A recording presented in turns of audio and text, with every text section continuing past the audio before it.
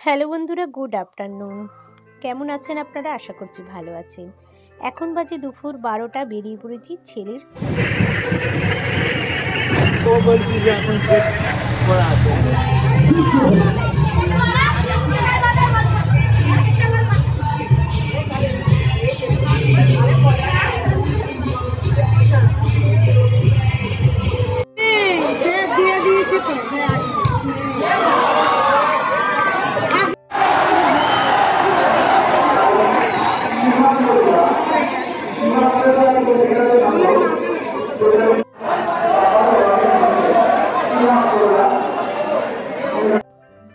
চলে এসেছি ছেলের স্কুলে।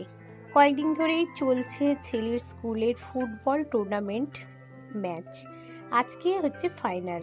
তো দেখো, এখানে আমরা সবাই এসেছি আর ভীষণ আনন্দ করছি, ভীষণ মজা করছি খেলা দেখে।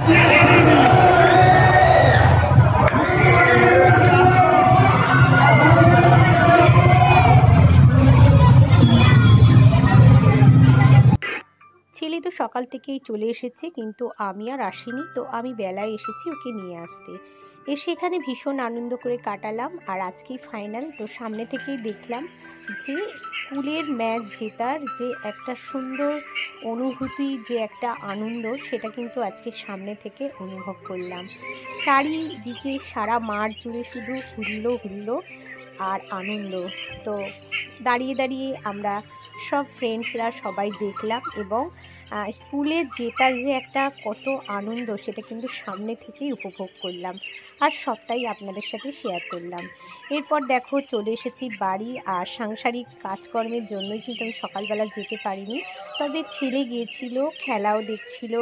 ওরা যে সমস্ত খেলায় নাম দিয়েছিল সেগুলো হচ্ছিল। তো তার সাথে সাথে আজকে কিন্তু ওরা ফাইনালে জিতে গেল। তো ভীষণ মজা লাগলো দেখে। বাড়ি এসে গেছি, আর কোনো রকম দেখো জামা কাপড়গুলো কিন্তু মেলে দিয়ে চলে গিয়েছিলাম, কিন্তু ক্লিপগুলো দেওয়া হয়নি।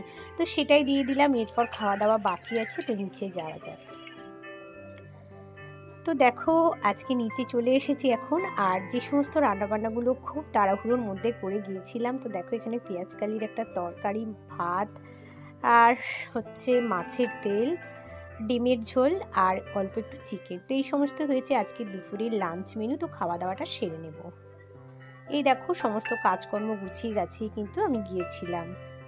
সমস্ত রান্নাবান্না করে, কিচেন ক্লিন করে, বাসন টাসন মেজে, বলতে পারো সমস্ত কাজ গুছিয়ে কিন্তু আমি গিয়েছিলাম।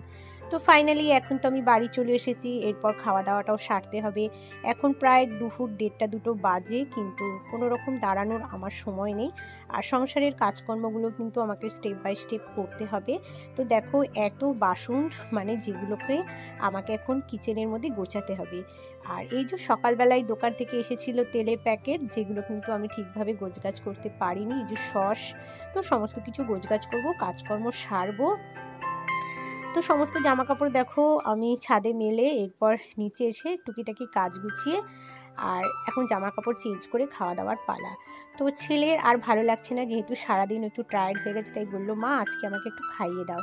তাই অনেক দিন পর আজ নিজে হাতে কিন্তু ছেলেকে খাইয়ে দিলাম। তো এখন যেহেতু একটু বড় হয়ে গেছে, ওকে খাওয়ানোর ঝামেলাটা নেই। তো আজকে ওকে খাইয়ে মনটাও বেশ ভালো লাগলো। তো ছোট্ট একটা ব্লগ আপনাদের সাথে শেয়ার করলাম। কেমন লাগলো অবশ্যই জানাবেন, ভালো লাগলে লাইক করুন।